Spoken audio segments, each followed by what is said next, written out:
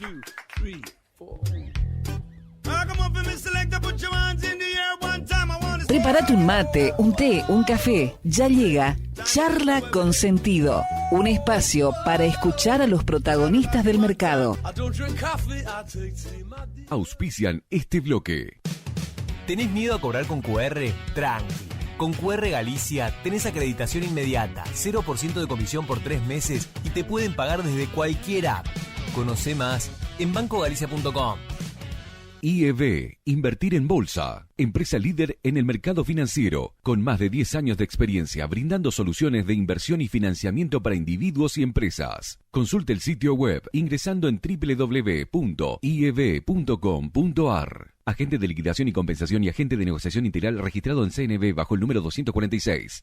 Desde el litoral y con presencia en todo el territorio nacional, Net Finance es la red comercial del mercado de capitales que mejor acompaña el crecimiento de tus inversiones personales, el financiamiento PYME y la optimización de los flujos de caja de las empresas. Seguinos en www.netfinance.com.ar o en Instagram como netfinance_ para más información. Agente productor del mercado de capitales, registrado en CNB bajo el número 1158. Estamos en momentos muy delicados de la Argentina, tanto político como económico. Venimos de un año anterior, 2021, con elecciones, con un plan platita, donde se inundó el mercado de pesos, y hemos hablado con muchos economistas en su momento, y hoy tenemos la suerte de volver a repasar una charla con Fausto Spotorno, quien se inició de muy joven en el mundo de la consultoría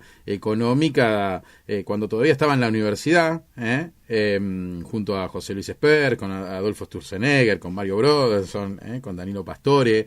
Tiene mucha experiencia. En 2002 estuvo también en una consultora con Leandro Chialva, con López Alfaro. Bueno, tiene una experiencia espectacular. Es director del Centro de Estudios Económicos de Orlando Ferreres y Asociados. Supo trabajar también como director en INECO, en la UADE, profesor del SEMA, licenciado de Economía en la UCA, así que tiene máster. Bueno, es un placer, es un amigo ya de la casa. Estamos en este programa número 36 junto a Fausto Spotorno. Buen día, ¿cómo andás? Alejandro Miño y Sebastián Bordato te saludan. ¿Qué tal? ¿Cómo le va, Alejandro, Sebastián? Bien, muy bien. Bienvenido, buen día. Gracias por estar. ¿Por dónde arrancamos, Bordato, charlando con el señor Spotorno? Y bueno, Fausto es una linda combinación para hablar de varios temas, porque tenemos temas de política, de economía, y Fausto, bueno, es ya hace un tiempo atrás, él estuvo en septiembre aquí con nosotros. Bueno, hoy es un político, digo bien, Fausto. No, no tanto. En realidad nunca me dediqué lleno a la política, pero sí estuve apoyando mucho el armado de Republicanos Unidos, ¿no? Un militante, entonces, vamos a decir. Sí, estuve como presidente del partido hasta julio, y después ya empezaron las elecciones, y digamos que el flujo de trabajo ya se había hecho muy, muy grande. Claro. Entonces, bueno, decidí dejarlo a alguien que estuviera con más tiempo y ganas. Ya simplemente el armado del partido fue suficientemente agotador y no tenía, viste, la capacidad física de dedicarme ahora a enfrentarme a las elecciones, ¿no? Bueno, pero tenés una linda vocación, y calculo que estás orgulloso de haber participado de algo por el estilo, que no es fácil, vos lo estás diciendo, es algo ad honorem, es más, habrás pagado muchas veces, lo has contado creo en el programa anterior, que bueno, pedir permiso a veces en la consultora, tener que viajar. Bueno, fue un año complicado el año pasado para un militante o para un creador, si se quiere, o alguien que le gusta mucho la política, ¿no? Sí, exactamente. La realidad no es que yo sea un amante de la política en sí, pero claramente me di cuenta que se necesitaba empezar a presionar a la política con algo desde afuera, ¿no? Y eso es lo que teníamos que hacer, pensábamos hacer. Veíamos algo que hoy se ve más, y es que, digamos, tanto el gobierno como la principal oposición, bueno, les cuesta salir del microclima político y mirar lo que está pasando afuera. Del gobierno ni contar, ¿no?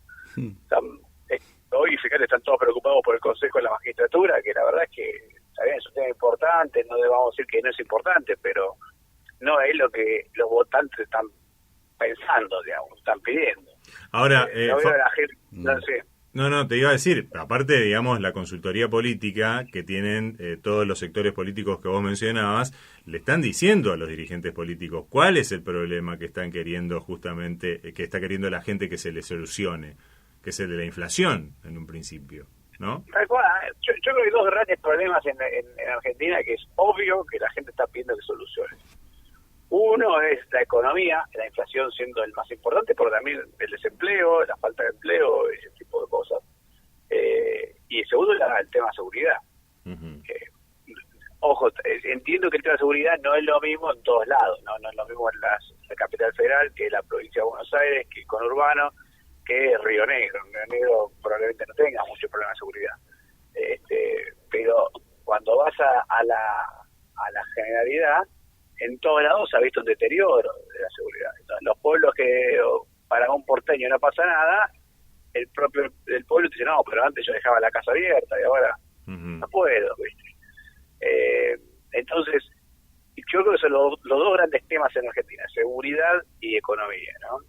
Bueno, y aprovechamos que estamos tocando este tema político, Fausto, también para preguntarte, teniendo en cuenta que el escenario político está tirando a posturas extremas, ¿no? Como consecuencia, entre otras cosas, de las tensiones internas que está teniendo el Frente Gobernante, que es el Frente de Todos, entre dos sectores que de alguna manera están enfrentados, uno enrolado detrás de la vicepresidenta Cristina Kirchner y otro, de alguna manera, detrás de un albertismo que nunca termina de nacer, y como consecuencia de esto se polariza al máximo, digamos, también el tema político, y se va tendiendo a posturas extremas, y en este contexto emerge con más fuerza este fenómeno que de alguna manera hoy por hoy es cabeza visible, Javier Milei, y que, digamos, de alguna manera está rotulado, creo que equivocadamente o no, de manera muy exacta, como lo libertario, que ya sabemos y bueno, nos has contado en realidad vos anteriormente de qué trata, pero estaría bueno repasarlo una vez más, que tiene que ver más, digamos, con posturas o filosofías liberales, tanto desde lo político como de lo económico.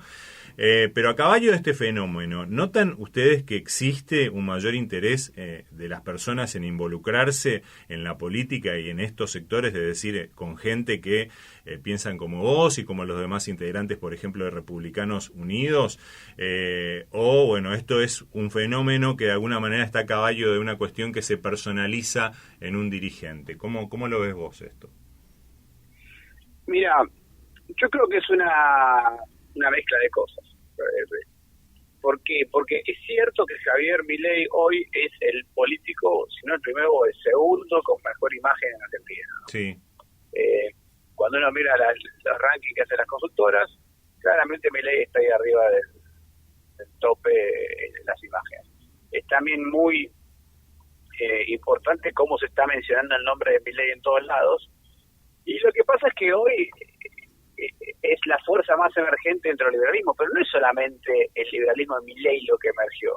Uh-huh. Bueno, Ricardo López Murphy también emergió en la ciudad de Buenos Aires y teniendo que competir con Milei, digamos, ¿no? En la misma ciudad. O sea, fíjate que en la ciudad de Buenos Aires existen dos líneas políticas liberales y las dos bastante exitosas. Uh-huh. López Murphy con 10% de los votos, Milei en su momento con 17% llegó a tener. Entonces, no es menor lo que juntó el liberalismo, y después tienes expert en la provincia de Buenos Aires, ¿no? Con menos porcentaje de votos, pero con un caudal de votos importante en su totalidad. O sea que hay un fenómeno liberal que ha crecido, porque yo creo que el liberalismo es probablemente el único que está ofreciendo salidas reales o ideas reales de lo que se puede hacer, ¿no? De lo que hay que hacer. Por lo menos, viste, ya Milei salió con la dolarización. Nosotros hace rato que estamos insistiendo de Republicanos Unidos con la simplificación de todo lo que es la regulación para hacer negocios, la baja de impuestos, etcétera, ¿no? Lo mismo esperar. Entonces, ideas que todo el mundo se da cuenta que son algunas ideas, por lo menos, que pueden ayudar a resolver las cosas. El resto de estar vendiendo magia, digamos. Bueno, el Frente de Todos no tiene nada, no tiene nada que ofrecer. Más que decir, che, hagamos lo que hizo Cristina en el 2012, 13, 14, 15, no sé cuándo, pero que ya no funciona, porque de hecho lo hicieron ni se paró la inflación. Y voy a la izquierda, bueno, siempre es lo mismo, es antisistema totalmente, y sin ninguna propuesta real, ¿no? Totalmente entonces, de acuerdo. Sí. Creo que dentro del emergente que hay liberal, hay uno que es mucho más fuerte en este momento, que es el de Milei, ¿no? Claro, es un componente de las dos cosas. Ahora, ¿no? es equivocado decir que este mensaje es antisistema, porque también hay quienes sostienen eso. No, esto es antisistema. No es así. Bueno, yo creo que algo de eso hay. O sea, acá no son fenómenos hiperlineales, ¿no? Pero creo que la diferencia entre Milei y el resto del liberalismo es que el de Milei es más antisistema, y eso hoy vende más, ¿no? Porque el sistema obviamente no está funcionando. A ver, claramente el sistema no está funcionando bien. Porque ya ni siquiera es que no pueden resolver los problemas de Argentina, no pueden resolver ni un problema de Argentina. De lo que estábamos hablando antes. Hay dos grandes problemas, la economía y la seguridad. Y no están mejorando ninguno de los dos. Entonces, creo yo que hay una combinación de las dos cosas. Hay un emergente liberal general y además hay un emergente del sistema. Y Milei como que logra captar los dos. Seguro, te vamos pimponeando un poco entre economía y política, ya te darás cuenta quién está un poco más de cada lado y sos el perfil ideal para ir pimponeando en esto. Forecast para este año, ¿qué estás viendo? Vos tenés clientes, empresas muy importantes, muchas de ellas, y muy importantes también porque muchas son pymes que necesitan tratar de armar un budget que es casi imposible en este país, pero bueno, de algo hay que laburar y para eso los contratan a ustedes.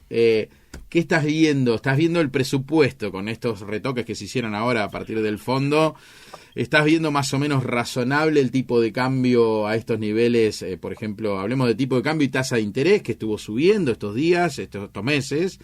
¿Vas viendo que desde ese lado hay como una pequeña corrección o no te gusta lo que ves? ¿Y qué estás viendo vos o la consultora de caras a diciembre de este año? Mira, a ver, el tema que más está preocupando hoy económicamente es lo mismo que le está preocupando a la gente, que es la inflación, ¿no? Uh-huh.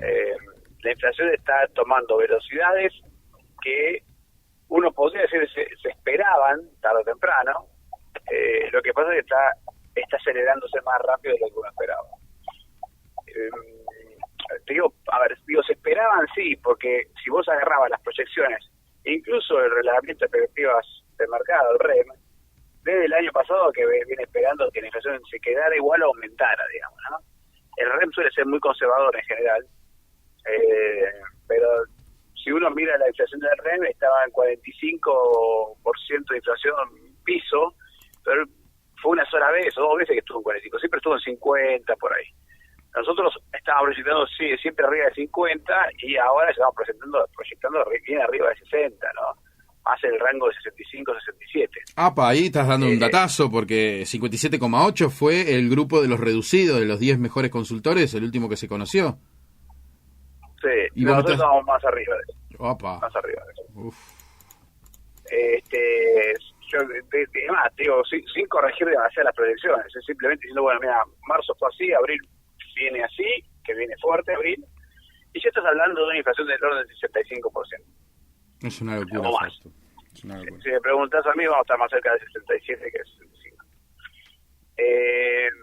Con lo cual, ¿qué te diría? Bueno, ¿qué tiene el gobierno para frenar la inflación? Bueno, muy poquito. Subió la tasa de interés un poco del Banco Central, pero ya se subió y le quedó vieja.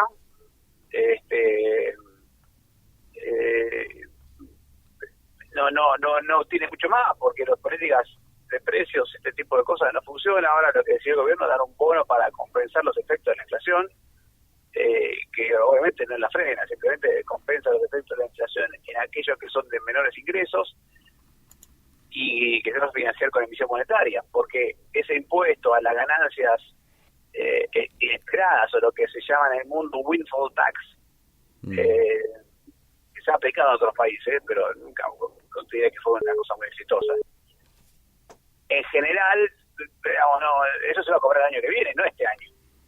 Entonces, este año, ¿qué pagas? Eso fue ese nuevo bono. Bueno, se va a pagar con emisión monetaria. Claro. Y más adelante, por ahí sale, por ahí no, qué sé yo, este windfall tax, este impuesto a las ganancias inesperadas, pero eso es el futuro, para el 2023, y hay que ver cuándo se recauda, cuántos, y si es que sale con impuesto, ¿no? Entonces, de eso estamos medio lejos. La clave hoy es que tenés un aumento del gasto adicional que el gobierno dice que se va a poder hacer porque está mejorando los números fiscales, lo cual hasta ahora con lo publicado no pareciera, pero también es cierto que uno haciendo cálculos así de consultor, lo que dice, bueno, mira, la recaudación se va a acelerar por esta inflación, y en el proceso es posible que el gasto se esté licuando, ¿no? Un poquito, con respecto a la recaudación, con lo cual sí puede ser que esté mejorando la situación fiscal de la nación basada en la inflación, básicamente, ¿no? Claro, entonces, pero más o menos estás en línea con viste ayer el dólar futuro en Rofex, en Matba Rofex, cerró a 162 a diciembre, que es un 60,41 en TNA, con lo cual, bueno, en TEA te da otra cosa. Quiere decir que está un poco en línea de lo que ustedes esperan para inflación, porque, o sea, la inflación, está muy bien lo que decís. El problema es la inflación, y ahí, miremos ahí, porque después los precios van a ajustarse en función de esa inflación, aunque al estar en un país con cepo y demás, te genera distorsión de precios relativos, que ahí hay otro problema, ¿no? Algunos ajustan, otros no. Bueno, claro. El problema de los precios relativos es un despelote, por así decirlo. Sí. Entre los precios congelados, que además depende de qué lugar de la Argentina vivas, y depende si está congelada la electricidad o no está congelada la electricidad, pero que a su vez si tenés congelado una parte del gas, pero no la distribución, es un lío bárbaro. Entre los precios, el dólar congelado también, restricciones para importar, entonces los productos muy importados, me refiero a que por ahí no hay producto local, por eso digo muy importados. Claro. Que por ahí no hay una versión local para compensarlo, ni nada por el estilo, te encontrás con que hay una distorsión de precios relativos infernal, producto de las políticas locales, que se le suma un problema de precios relativos a nivel internacional por dos cosas. La crisis logística que se veía viendo después de la pandemia, que ahora se agravó, pareciera ser, por el problema de que el puerto de Shanghái está cerrado, y ahora, la guerra de Rusia y Ucrania, etcétera. Entonces, faltan productos en el mundo. Entre que faltan productos y vos acá tenés un problemón para pagarlo, obviamente sos el último que te van a mandar los insumos, que es lo que estamos viendo. O sea, quiero aclarar esto, que falten insumos no es solamente hoy un problema de Argentina, en el mundo estaba pasando porque hubo una crisis logística y hoy un problema serio de transporte, etcétera, faltante de containers,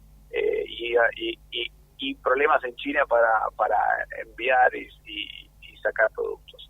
Ahora, si en esa crisis logística en el mundo los insumos están manejando con más dificultad, si vos encima le pones un montón de restricciones al tipo que tiene que importar para comprarlo, para pagarlos, menos te vas a tener, ¿no? Entonces el último lejos del tarro, y ahí es donde le empiezan a faltar estos insumos tan importantes. Ayer estaba viendo, anteayer, ejemplo de esto, el señor del campo que le decía que le salía lo mismo un neumático de tractor que un alcohol usado, un fuerza de alcohol usado, perdón. Y eso es el sistema. Entonces, lo que estamos viendo en materia de economía es inflación y distorsión de precios relativos. Y lo que pasa es cuando se combinan las dos cosas, empiezan a haber efectos raros, y ahí empiezan todas las acusaciones de que en realidad la inflación es un problema que sube los precios de los alimentos. Y no es así. Es que vos cuando tenés inflación, los precios relativos siguen existiendo. Entonces, aquellos productos que ajustan más rápido, tienen un aumento de precios relativos, que es el otro punto de los precios relativos. Sí, aparte si los demás los tenés pisados artificialmente, acá nosotros estamos transmitiendo desde Oberá, estamos charlando con Fausto Potorno, lo que pasa acá se cruzan la frontera para cargar combustible, porque el combustible, hablando de precios relativos, quedó barato en relación a otros precios de la economía. A Brasil Claro. y a Paraguay, concretamente, el doble. Es un desastre lo que pasa acá, Fausto, ¿no? No hay combustible, nada, poder conseguirlo, te racionan. Ayer cargué en un vehículo mediano, que carga 55 litros, no, solamente 5.000 pesos. Te digo, así estamos funcionando, porque claro, lo que se pone barato, ¿qué pasa en la economía, Fausto? Explícaselo vos al oyente. No, si se pone barato va a haber escasez de producto, Claro. porque todo el mundo lo va a querer comprar. Ahora, también lo que pasa con los precios relativos es lo siguiente, te voy a dar un ejemplo. Si vos vendés ropa, la ropa la cambiás 2 o 3 veces por año. Imagínate, es un local de ropa, yo compro ropa en marzo, abril, ponele, para toda la temporada de otoño. ¿Ah? O sea, si después sube el precio de la nafta o del combustible, no me afecta mucho porque yo ya transporté la ropa, ya la tengo en el local y simplemente estoy esperando que me la venga a comprar. Ahora, si vos vendés alimentos, no te pasa eso. Si vos vendés alimentos, estás todos los días comprando la lechuguita, comprando el tomate, la fruta, la carne, y todo el día estás vendiendo y comprando. Entonces, un aumento en el precio de la nafta enseguida te impacta los alimentos. Y eso hace que aquellos precios que están más atados, que tengan más movimiento, bueno, son los precios más afectados. Por eso es que el precio relativo de alimentos tiende a subir más que indumentaria, por ejemplo, aunque en este momento indumentaria está subiendo más. Fue el mayor, ¿no? Justo pegó un salto grande el último informe del INDEC. Bueno, sí, primero porque es cambio de temporada, Claro. lo cual me asombró un poquito porque el cambio de temporada es en abril, pero bueno, puede pasar que sea marzo. Entonces pega un salto grande, y además el otro tema que pasa con indumentaria es que es el último producto, o mejor dicho, es cuando hay trabas a las importaciones, es el primer producto que se deja de importar, digamos, ¿no? Que se traba. Ahora, decía también entonces, un economista el otro día, que no recuerdo en este momento el nombre, pido disculpas por eso, que en realidad estamos, que digamos que el precio de la ropa internacionalmente se mantiene, digamos, en sus niveles a nivel mundial, y de que no tendría razón de ser supuestamente este aumento a nivel local, o tiene que ver con esas distorsiones raras que vos hacías mención anteriormente también. No, tiene que ver con que está trabada la importación de indumentaria. Entonces, la indumentaria local sube mucho de precio. Claro. Esa es la razón principal. Hay como una especie de monopolio local. Pero es que siempre pasó, siempre que se empiezan a trabar las importaciones, el primero que cae es la industria textil. Y eso hace que localmente suba mucho el precio de la indumentaria, ¿no? Faltan cosas, empeore la calidad. Bueno, esa es lo que está pasando. Porque además, hoy ya el mundo está muy integrado globalmente, entonces hay cosas que hay que entender. Por ejemplo, si yo trago importaciones de un producto, como por ejemplo, yo voy a poner indumentario y voy a poner de galletitas, para cambiar un poquito el rubro. El rubro.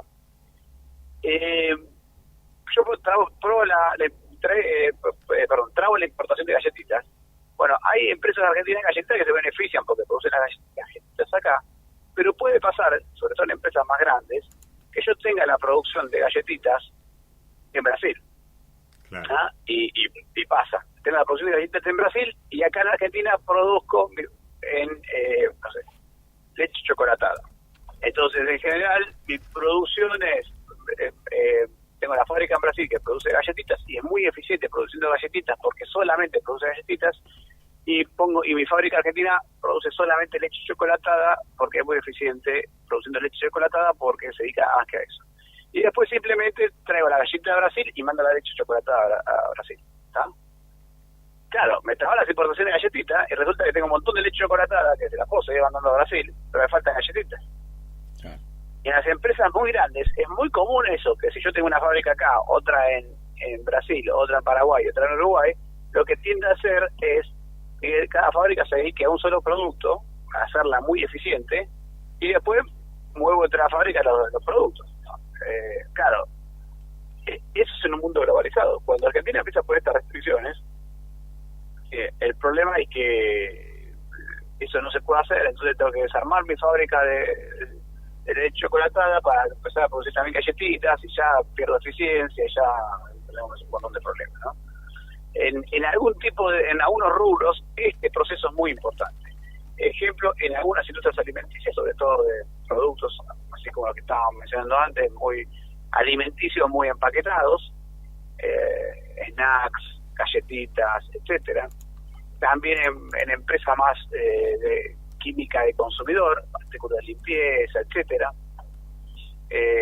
Bueno, en ese tipo de sectores es muy común, cuando tengo grandes empresas, que pasen eso, que tenga esta distribución entre diferentes regiones de la producción, y que se me trabe todo cuando Argentina pone estas restricciones, ¿no? Pero bueno, es un problema más de este tipo de estar interviniendo en la economía todo el tiempo, porque eso lo hace un señor que es un burócrata en el gobierno, en Casa Rosada, en el Ministerio de Economía, y que en realidad no tiene muy claro cómo funciona todo. No, para nada. De hecho, hay gente, y técnicos inclusive del área de agricultura que piensan que la yerba es un cultivo anual, ¿no? Cuando es un árbol perenne. Así que lo sabemos perfectamente. Ahora, tenemos mucha participación de los oyentes, Bordato. Sí, Fausto arrastra. Y bueno, me decía justamente acá un almacenero que les pasa exactamente esto que vos decías, Fausto, con respecto al tema de la variación de los precios mayoristas en relación al precio de los combustibles, concretamente. O sea, sobre todo con los alimentos. O sea, los distribuidores de alimentos constantemente están actualizándole precios en función justamente de lo que son los aumentos de combustible, ¿no? Así que es tal cual así. Hasta al almacenero más chiquito le pasa.